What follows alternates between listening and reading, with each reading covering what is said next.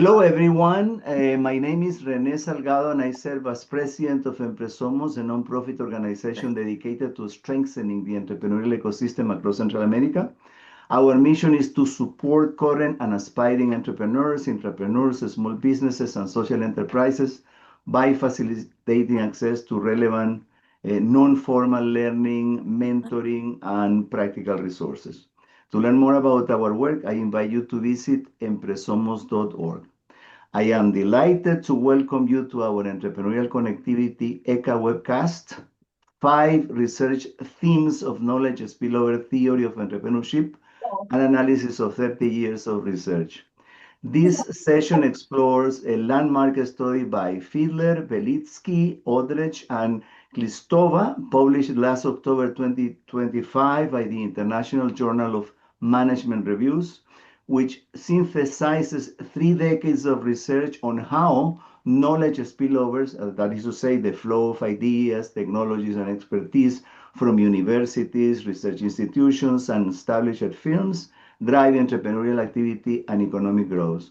Understanding how knowledge flows and catalyzes entrepreneurship is fundamental for anyone working to activate entrepreneurial potential in emerging economies, whether through policy, education, or ecosystem development.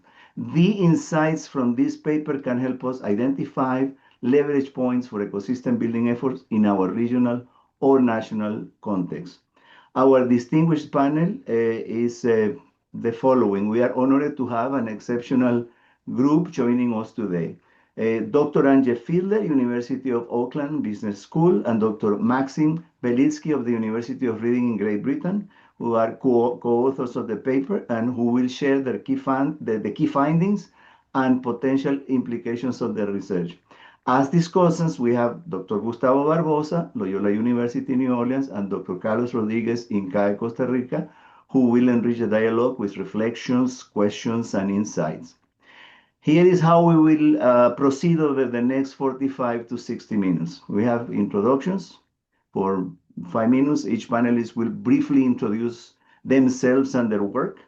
Then we will have the presentation. Maxim and Antje will walk through the 5 core research themes of knowledge spillover theory, highlighting key insights and practical implications. Then we will have the panel discussion from 30 to 45 minutes. Gustavo and Carlos will engage Antje and Maxim with questions, reflections, and feedback, opening space for an interactive exchange of ideas. We look forward to an engaging and insightful discussion. Let's begin. Okay, to start, I would like to invite each of you to introduce yourself. Antje, would you like to begin? Thank you so much, René, for the opportunity to share some of our insights from that important research. It's always a privilege to be part of Empresomos, and I really value the work that you're doing. It's very important. So I'm a senior lecturer at the Business School at the University of Auckland, and I'm also the director of the New Zealand Asia Institute. Thank you so much for joining us. Maxim? Thanks. I echo Antje's gratitude to Empresomos and René and other people involved in this organization, in this project. My name is Maksim Belitski. I am Professor of Entrepreneurship and Innovation at Henley Business School in University of Reading in England. I also hold a few other visiting affiliation in the States, in Indiana University and University of Bergamo in Italy. My main research is on entrepreneurial ecosystems, on knowledge below of entrepreneurship and innovation, and in general understanding across different countries and regions, understanding how companies and how regions, almost like alive beings, create knowledge, consume knowledge, and disseminate knowledge. So whatever relates to knowledge to help entrepreneurs, it's my wildness, my area. Excellent. Thank you, Maxim. What about you, Carlos? Hi, I'm Carlos Rodríguez from INCAE Business School, a research institute here in Costa Rica with focus in Central America and Latin America in general. I wanted to thank as well René for all this effort on putting together this type of information for our public in Central America, which is very appropriate. Just briefly on my research, my research is on the international business area, on the fragmentation of business processes by multinational corporations, and the other part is the impact that fragmentation have on the host countries as well. Thank you. Thank you, Carlos. What about you, Gustavo? Hello, everyone. It's a pleasure to be here, Rene and Max and Antje and Carlos. Always a joy to be in your presence. I'm really thankful for the opportunity to discuss and talk about this very engaging paper that Max and Antje and co-authors put together. I have already used it in a couple of publications because of its importance and the depth that it brings into the discussion. As Carlos mentions, my research is also an emphasis on emerging markets, not exclusive, but I have an emphasis on emerging markets, predominantly because of the lack of research on that is present. It tends to be more practical than actually academic, and that creates an issue in terms of spreading the knowledge. So I think it's pretty important to have this discussion, to start engaging and plugging in a little bit more of those topics into academic journals, and hence bring back the circle into practitioners such as Empresomos. And so very happy to be here and looking forward to this conversation, the first of many, as we continue engaging and understanding. My work on knowledge spillovers, one of the most recent papers that I have with Max and other co-authors is on the presence of what we call second generation knowledge spillover effects. And that's the idea of creating, using Max's concepts and non-mechanical linkages to knowledge spillover effects, and then hence possibility for endogenous growth. So pretty interesting. And so it matches the work that Antje, Max, and others have put together in the review of the literature. So looking forward to the discussion. Excellent. Thank you so very much. So, Maxim, you have the floor. Sure. Thanks very much. Well, I would say let's talk about the roots of the paper. And I think it was why the paper was written. Why did we need to write this paper? We talked with David Audretsch, who was the founder of the knowledge spillover theory of entrepreneurship. And it was back in 2009. No, I beg your pardon, 1995. So it was 30 years ago. So last year, we kind of commemorated 30 years since the first time the theory was mentioned. And in fact, he builds, of course, these didn't come out of a vacuum. So David Audretsch, he builds on the foundations of previous researchers, in particular Zvi Grilichers and Jaffer, who talked about knowledge spillovers and importance of the knowledge spillovers. Of course, the Marshall, Romer externalities, and so on. So he started, but his contribution was in applying this knowledge in understanding in this theory, in understanding entrepreneurial cognition, how entrepreneurs think and what they bring together. So it's in particular developing knowledge spillover theory of entrepreneurship, and he provided the first glimpse of the idea about the mechanism. How does knowledge spill over? So the knowledge can never be limited in a vacuum. It's not something that like a Christmas gift that you can put in the box. It's something generated in organizations, and then people talk to each other. There are relationships, formal and informal, direct and indirect, strong and weak ties, that people talk to each other, and economic agents talk to each other, from big companies, multinationals, and from small firms. So when they talk to each other, they contribute to accumulation of the knowledge and fill in the gaps of the knowledge that exist across different economic agents. Altogether, that helps managers, entrepreneurs to understand to better understand the inputs, knowledge inputs in the process, how to create new products and services, how to enter new markets. But also it overall, it starts helping companies, but it also starts helping clusters, regions, and finally the whole regions and macro regions and economies. So that's why the theory is so powerful, because it starts with the economic agents, with the micro foundation and incentive of people to introduce new product to market, to find the market niche, to exploit new market opportunities, and by collecting this knowledge, from different agents through entrepreneurial cognition, relationships, conversation, research. The knowledge goes beyond places where the knowledge was originally created, goes to other economic agents, industries and regions where the knowledge get eventually commercialized. How? By starting a new business or developing new products and commercializing these new products. The 30 years, it's a big time. It's 30 years. It's really quite mature time for the person. But what is it for the theory? Well, we could say that it's also quite mature period of time for the theory. If the theory has survived for 30 years and people followed it, and in fact in building, as a result of it, looking across sectors, across fields, but also across different levels of the knowledge. And maybe Antje can pick up on that model. That's right. Thank you, Maxim. So, we talked about the sources, and sources are individuals, firms, multinationals, and that has been well discussed in our paper. But what we also kind of saw is that there is a shift, that knowledge itself is changing a little bit. So in the past, we had a lot of focus on technological knowledge, and we know that this is really important for economic growth, for well-being, for job creation. But we also see a shift in values, that now more sustainability knowledge becomes relevant, or social knowledge. And that also widens the space for sources of knowledge. So we now have also, for example, immigrant entrepreneurs that could be important sources of knowledge, or we have social ventures.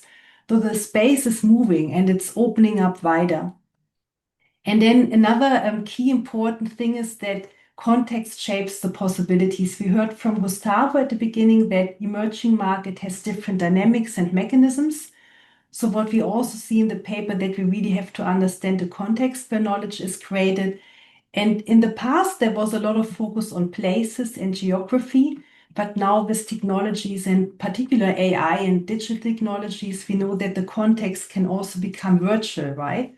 So knowledge can easier flow across spatial boundaries, and that also changes the field and gives important new areas. And I believe that is a really interesting field for scholars in Latin America, but also practitioners, because you can now connect to different places very strategically to get knowledge from afar. And we are all meeting on Zoom, we are all from different locations, so we can see we can really span geographical boundaries. And then in our model, we also talked about enabling conditions. So while knowledge can be codified, if knowledge is really at the edge, it's more tested and it's hard to transfer. And what we often haven't seen is that trust is important between people to open up for ideas.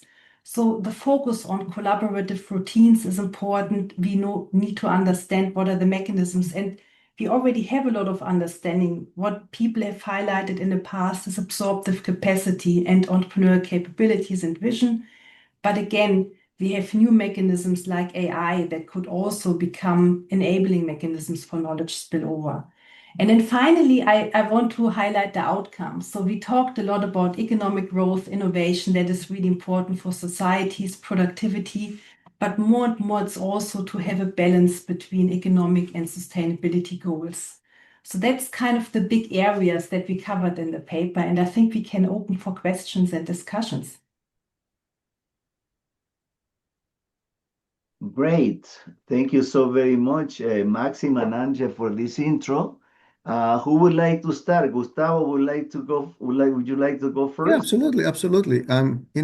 Reading the work that Antje, Max, and the Dream Team puts together is always a joy. The way they are able to articulate and write this conceptualization and placing, in a timeline, what is happening, when it's happening, how it's happening, has been one of the major contributions in clarifying the theory.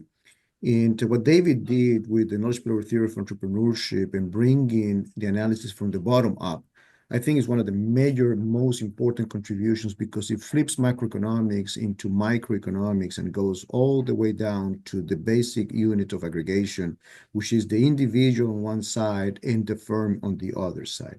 If that understanding that the decisions happen at the firm and it happens with an individual, he or she is able to create an idea and then has to make the decision to commercialize or not commercialize is essential.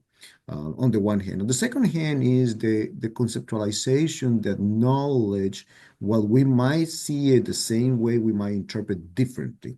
And in that spillover, in that possibility to commercialize the same idea applied differently, either because the incumbent does not want, or is not interested in taking it to market, but an individual does, that process of a spillover, that knowledge spillover in whichever form it manifests, has effects. And those effects is what is at the core of the work that they're doing.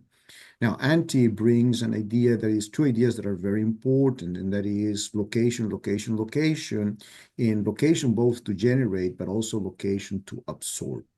And the data that we have today, as we speak, allows us to then look through a microscope to things that people back in the 90s, when we were back in school, could not see because it wasn't there.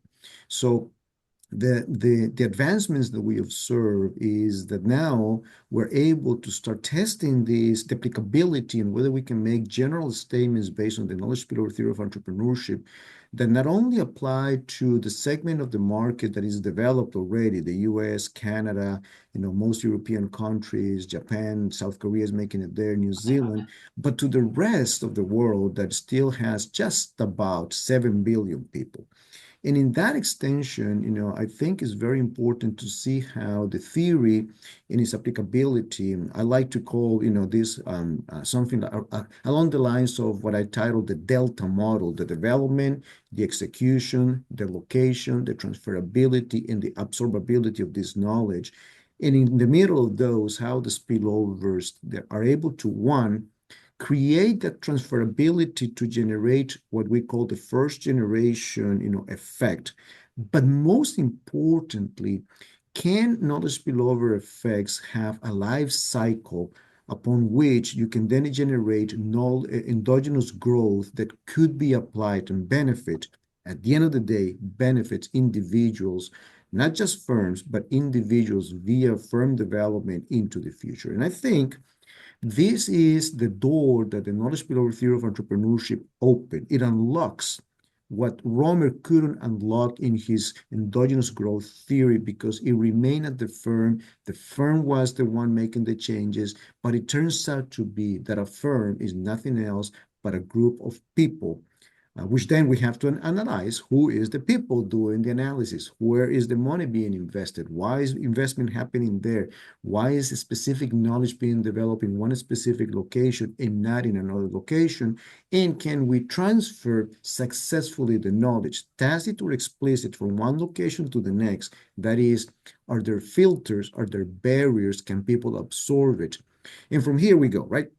Max mentions the very important conceptualization of international business and multinationals. We know that they initially go abroad because they want to do cost-saving strategies, typically. Now, we also know, according to the work by Verveke, that they might go because there is knowledge that they want to tap in specific markets, and that we know.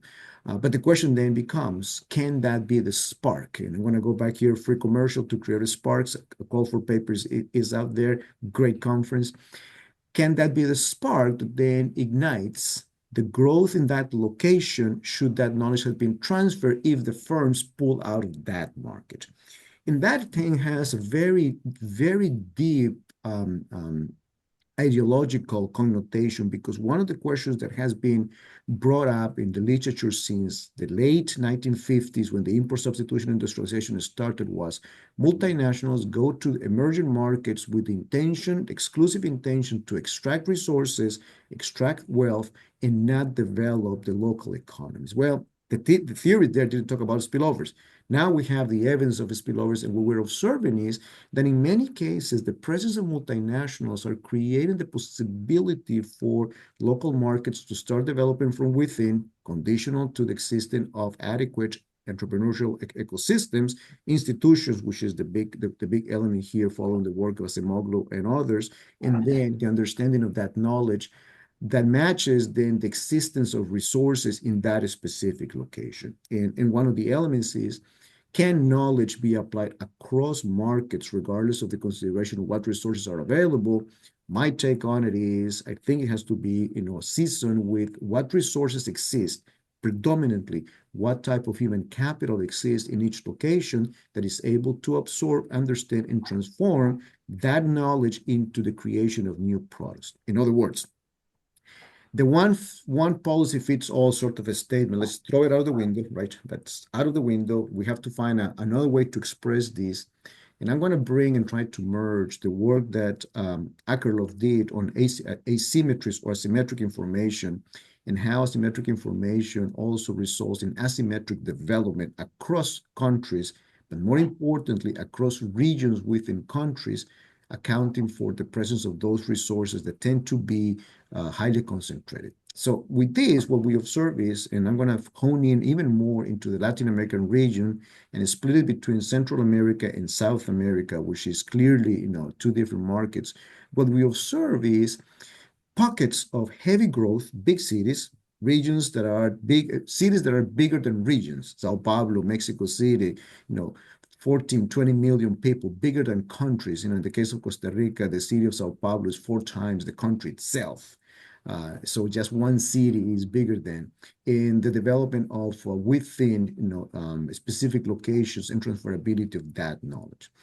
In one of the recent research that we are putting together, and I think, Max, you saw this before, we talk about the presence of cones, cone-like shapes for spillovers within a specific radio from a specific location, name it an anchor firm, name it an industrial park. And then from there, a fast decline of spillovers as you move away from that center, which sort of challenged what Antje says, which is very true. In the new era where technology flows, the flow is there. The impact, how those spillovers manifest themselves, what is the effect? It appears to still be contained to specific distances from the center of generation of that knowledge, which then posits a problem, right? And it's a puzzle. And the puzzle is, can we use policies across regions that will generate the same level of effect across industries? And there, I'm not 100% sure that's going to be symmetric. I think it's going to be conditioned by the industry, where you have information-driven industries. We're going to be much closer together with high effects in manufacturing, and also much flatter and farther apart, looking more into the agglomeration effects, more on the Marshallian type of analysis. And so the paper, back to the paper, is a very well put together summary of history looking forward. And that looking forward is the key component of this paper.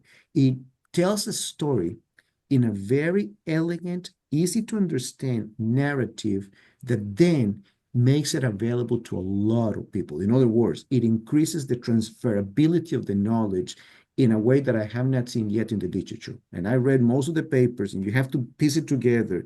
So Max, Tim, Antje, David, you guys did it. You put the paper and you told the story in a way that anyone can read it now. And that is on itself a major contribution to increase the transferability of the theory. So kudos on an amazing work. We are now on the other end applying the data. One of the things that I love about that paper, and I think it's towards the very end, you say this theory has to be validated using data with at least 10 years of time, so that we can see across time. And if we can do panel across time in a multitude of locations at the same time, creating a panel, it could go in any direction: regional economics, geography, innovation, knowledge, economic growth, policy, international business. I mean, it opens up in any possible direction. So kudos for a very well done work. Thank you very much for this feedback, Gustavo. Before we go to Carlos, do you want Antje or Maxim to react to Gustavo's comments? Who would like to do that? I think I can react. Okay. And this is relating to, it relates to, Gustavo mentioned Latin America, in fact, developing or emerging economies, and the role of clusters and regions. And just want to add to that, why understanding, why do we need, because entrepreneurship ecosystem, for example, is a very practical concept. Knowledge spillover theory of entrepreneurship is a very theoretical concept. Like how do we kind of marry them? How do we understand better? How do we use this theory to better inform policymakers, companies, entrepreneurs, and in particular in the countries that maybe need this the most?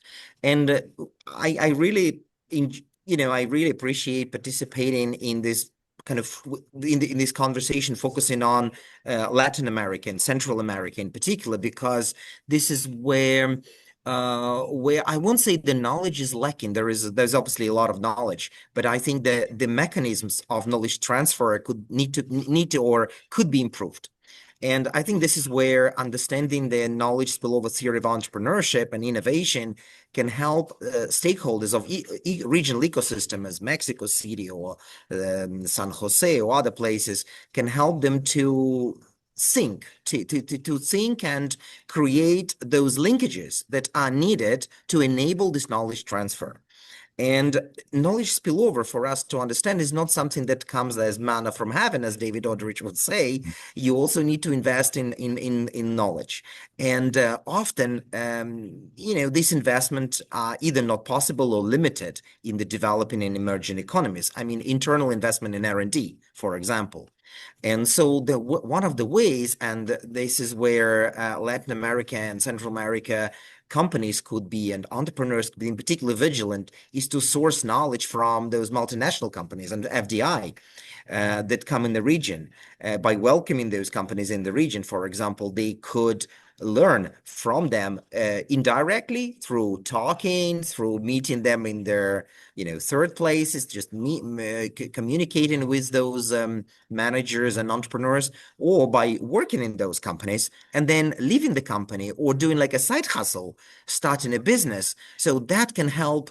This is the knowledge of more globally competitive knowledge, or more type of global knowledge versus more local knowledge. And if companies in Costa Rica, in Brazil, in Nicaragua, other places are able to learn from or connect through these multinational companies, for example, or through the linkages, strong and weak ties that they're able to connect by through these companies, through these international multinational companies, that they could also enrich the local economy and maybe create the second wave or second generation knowledge spillover already more locally embedded. Because if they don't have knowledge, then whatever knowledge spillover or whatever knowledge they receive, they will end up more in incremental innovation, in something more like finding the gaps in the market.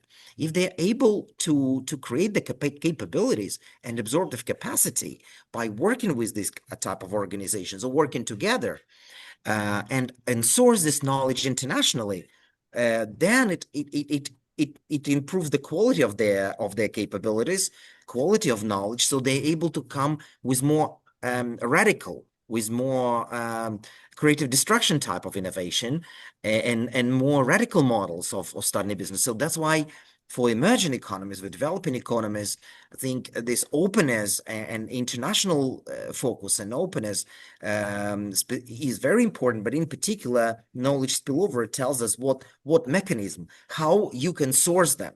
You need to connect within industry, or you can connect across industry, or you need to connect with university, or you need to connect through different platforms, including conferences, books, patents, industry organizations, trade associations, etc., etc., etc. And all these mechanisms of connectivity is really useful.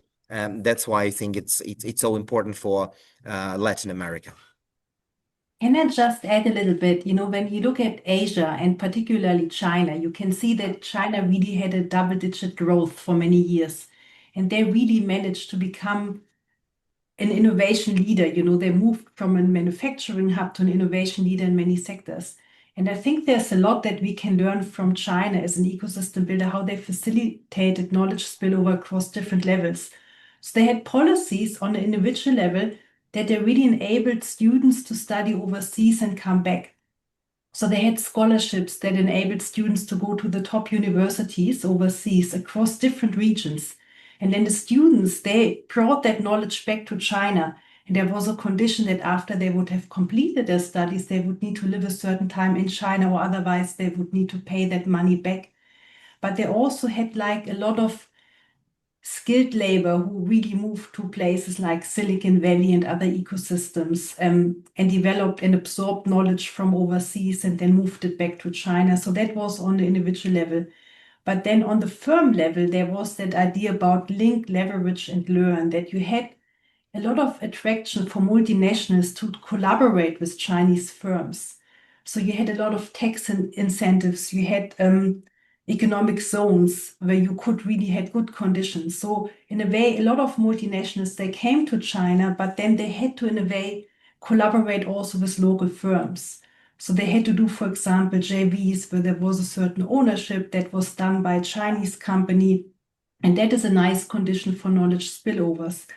But also on the policy level, what China did very well, they picked certain industries for certain cities.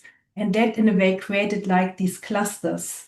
And they complemented that with the foreign talent, the foreign companies, but also Chinese state-owned companies that produce specific technological knowledge that then could be made open for others to use. So they kind of worked across all of the levels that we identified in our paper to have a very targeted, policy-focused approach towards knowledge spillover. And you can really see the outcomes that they have now many world-class companies that developed in a very compressed time frame. Thank you very much. And let's go to Carlos. We know that you have to leave, Gustavo. So Yes, Carlos, I'm sorry I have to leave. The duty of teaching calls me, and I want to thank for this opportunity. I hope that we can do this again. There is so much to be explored still within these topics, and you mentioned a plethora of very, very useful ideas. And so we look forward, and perhaps we can develop some collaborative papers among ourselves if that works. I'm going to excuse myself. Thank you so very much. It's an honor to be in your presence, my friends. I'll see you around. Take care, and hope to Thanks, see Gustavo. you It was early and nice, soon. Okay. nice to talk to you. Thank you so much. Thank you so very much. Okay, let's go then to Carlos. Yes, so I'd like to start with Maxim. And Antje, thank you very much, because as a scholar that is not specifically working on knowledge spillovers, it's great to have a paper that is so precise and makes the account of the 30 years of knowledge, which helps a lot for the non-experts to get engaged with the topic. And actually, even though the way you both started the presentation with Maxim saying, well, this is the knowledge transfer is a lot about the quality of a conversation. And what's the quality of conversation? I think as a professor, we always think, well, what's the difference between our best classes and our worst classes, or the ones that we can learn the most? Yeah, and you refer, well, first, obviously the quality of the participants, also the rules and the preparation that everyone has, and trying to apply that model to the knowledge spillovers.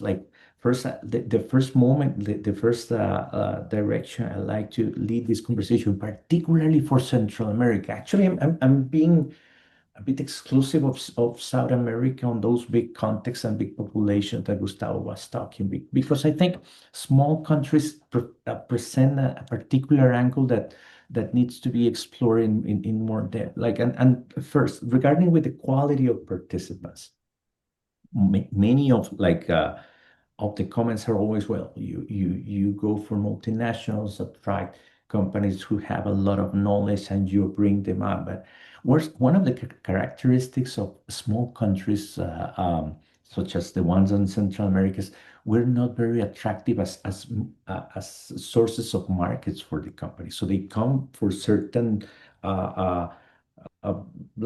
production factors, maybe talent, and they typically locate just small slices of their operations. They don't bring the whole chain. They just slice up and they sell some manufacturing. And then the first question, or I don't know, concern that I like to explore is, so what is the ideal type of firm that the country, the policymakers need to nurture for small context. Why? Because one of the big learnings on this conversation is actually you attract market, but if you're just locating small operational manufacturing sites, maybe you lose the contact to what is being attractive to the market. So you do not know specifically how to target the characteristics of the Chinese, the European, or the US market. So the local entrepreneurs, they receive a lot of knowledge and very valuable one, but not specifically, as Antje mentioned, not particularly a type of knowledge that can be directly commercialized. So it creates a peculiar condition on that sense. And in the other side, I'm thinking this on the side of sources, and I know I need to be brief, so I can have your thoughts on that, on the enabling mechanisms, emerging regions. We have a lot of, our universities are mostly teaching universities, and we lack the research exposure. So a lot of what I see here in Costa Rica, at least, and obviously in other contexts in Central America, is as we have a lot of teaching, but very little research that is directly applicable to what the companies are doing. You get the talent able to do repetitive tasks, but not so much on the thinking that and creating the absorptive capacity that's required to actually capture higher value opportunities or creating more entrepreneurial opportunities for locals to explore. So what I on one sense, when I read the paper, I love the part of knowledge, but I still see a lot of opportunities for additional research, how to navigate these peculiar constraints that we have in small nations and emerging markets, so you can have outcomes that are most advanced than the ones that we are having. Because what we are we've been trying to get knowledge spillovers, there's these free trade zones attractive of foreign investment. And some countries like Costa Rica, in some case in point, have been very successful attracting very interesting FDI, but still the opportunity of creating new firms with actually that's something beyond the very basic services to these firms, we're still lacking. And I guess that's, on my sense, one of the new adventures that we need to follow up to see if there's actually a way to sort out this very difficult puzzle.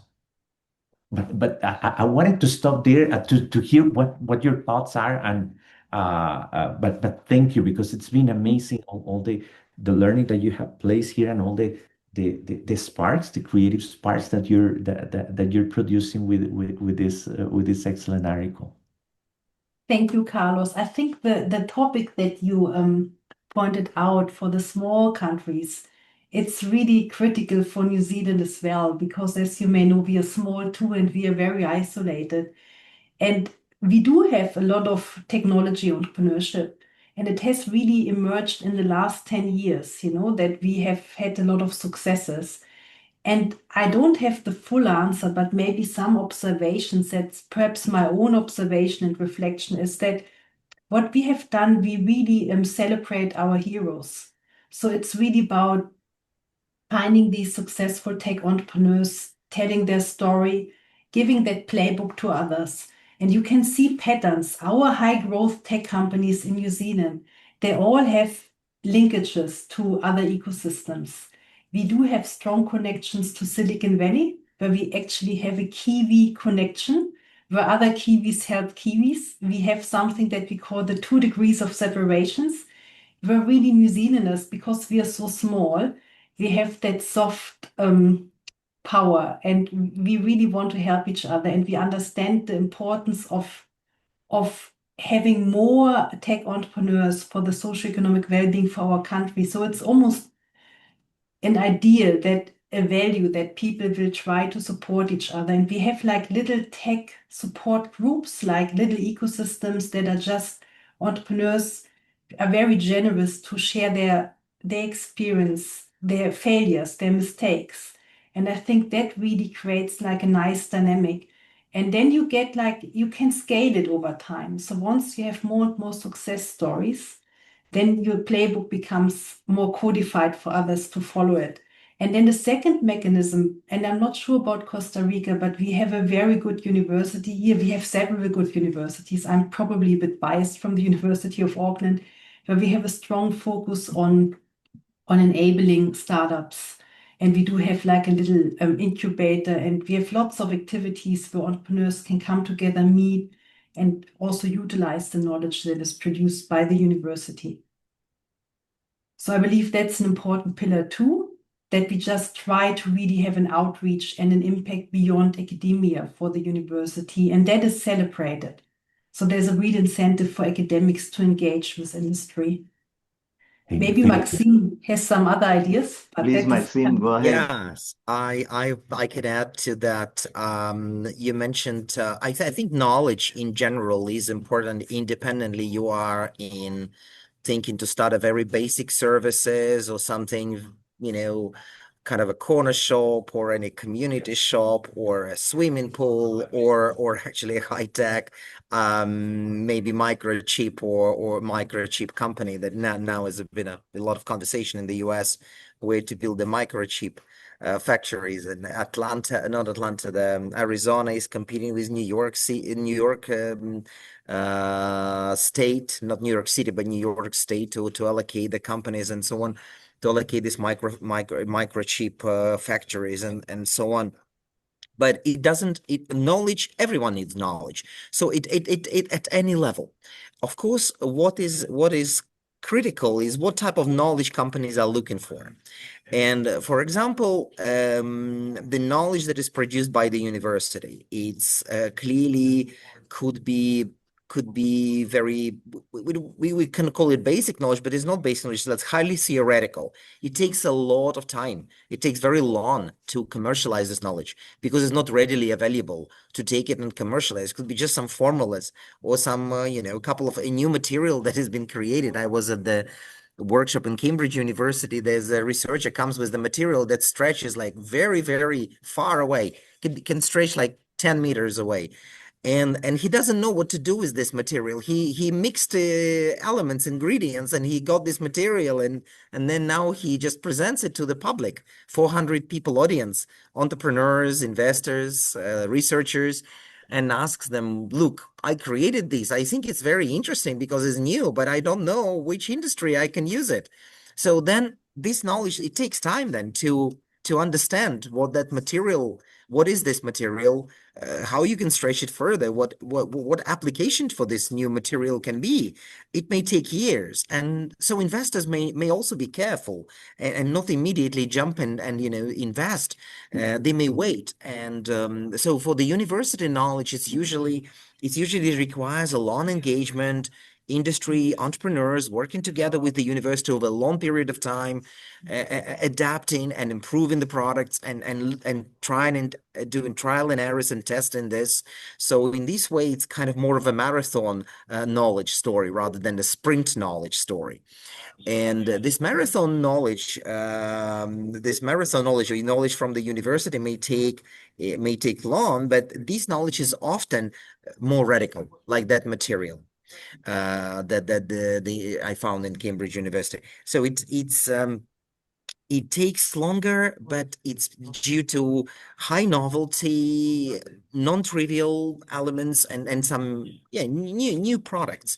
It can offer new markets. It can offer creative destruction. What Felipe Agnon and other Nobel Prize laureates, they would say, this is how companies grow. This is how one company comes and replaces the existing products and industries, and new industries appear.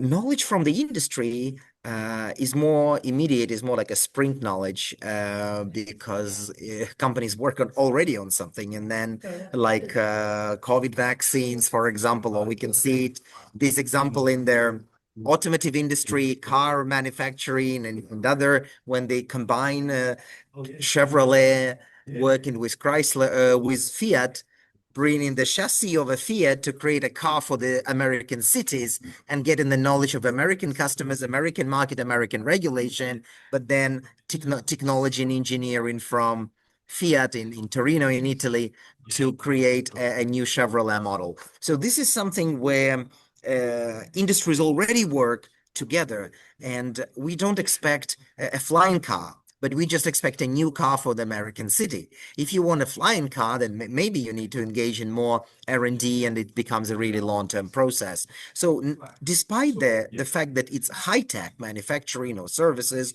or it's a very basic type of entrepreneurship activity, new knowledge is always valuable. And the difference is whether the knowledge is very related or unrelated. Related means knowledge coming within your industry or with the industries close to you, and unrelated knowledge is coming completely from completely different industry, and then it's integrated. Like often the German car manufacturers, they might be a bit jealous of the Chinese cars because they manufacture them at a lower price. So they call it an iPhone on the wheels.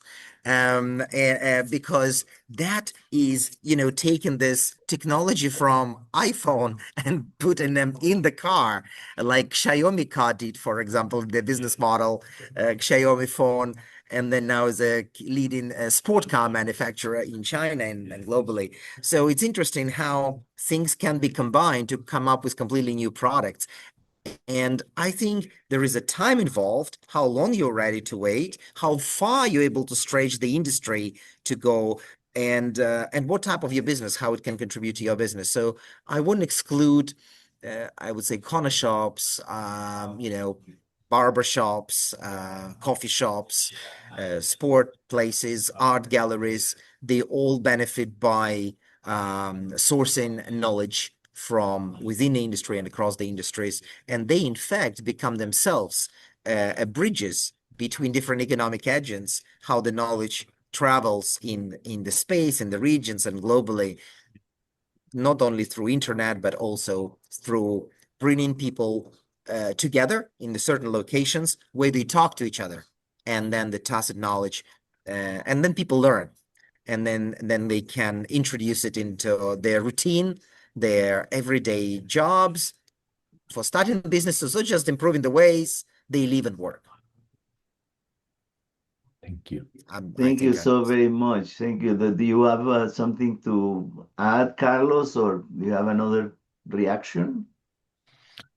Well, actually, it's very interesting, like to hear their point. I've been thinking while Maxim and Antje were talking on the example of the Costa Rican medical devices industry, how they have been able to, that is very interesting, that the firm that has actually been able to develop a product, the Costa Rican firm that has been able to develop a product, had like they had what Antje mentioned before, that connection with external ecosystems, while mostly of the ones who are like at most basic services are still like very locally oriented, and thinking on, well, what is the role of policymakers on all this? How can they actually foster those connections to actually get better results, or like more highly technological content on firms, but beyond the borders of the country, which is but like the point that Antje mentioned at the beginning, like on creating that visibility and sharing those, like the social process. It seems a lot of what is necessary, because you do not know exactly which way you have to head. but at least like showing that it's doable, that you can get connected by what Maxime was suggesting. Like, but it's your puzzle, and you have to connect the dots in certain different way than the previous ones, and it makes a lot of sense. And I think I just wanted to thank both Antje, Maxime for the paper and for the clarity of your thoughts and the insight that you have shared with the Central American community, particularly with Empresomos. Thank you. Thank you very, very much, guys. It has been a very enlightening dialogue. Huh? Now, I am going to follow Gustavo's advice, which is that at some point in time, we have to reconnect this panel to continue the conversation, because there are lots of great ideas that have to be discussed and elaborated a little bit further, and I think it would be nice to have another round of conversations, and if you don't mind, we can plan for that sometime in the future, if it is okay with you guys. Anytime. Of course. Okay, We'd love great. to, and there are always new papers coming to discuss. Exactly right. And we can bring, some other authors. And as I mentioned at the beginning, Maxim, I mean, feel free to make suggestions in terms of complementary papers, complementary research to yours that enriches what you have done at this very moment. Okay. And so we can actually have new conversations. And these are, very, as you can see, non-formal conversations, informal, in which, ideas flow. It's not like going to the Academy of Management with a paper, etc. It's more for an audience that is, like me, non-experts, and, and would like to learn, from you guys. Okay. So thank you so very much, and we are going to close because I know you have been very generous with your time, but I just want to say thank you to everyone. Thank you to Angie and Maxime, of course, for generously sharing your research and for synthesizing the three decades of scholarship into such actionable insights. And to Gustavo and Carlos, thank you for your thoughtful questions, for your reflections, for your engagement, and for bringing practical depth, if you wish, to this conversation, thinking about Central America and Latin America. And for all our audience, thank you for joining us. Webcasts like this one, to which we are committed. Connect, Central American educators, entrepreneurs, and ecosystem builders with cutting-edge research and global expertise. Thank you very much, and we look forward to seeing you in future ECCA sessions.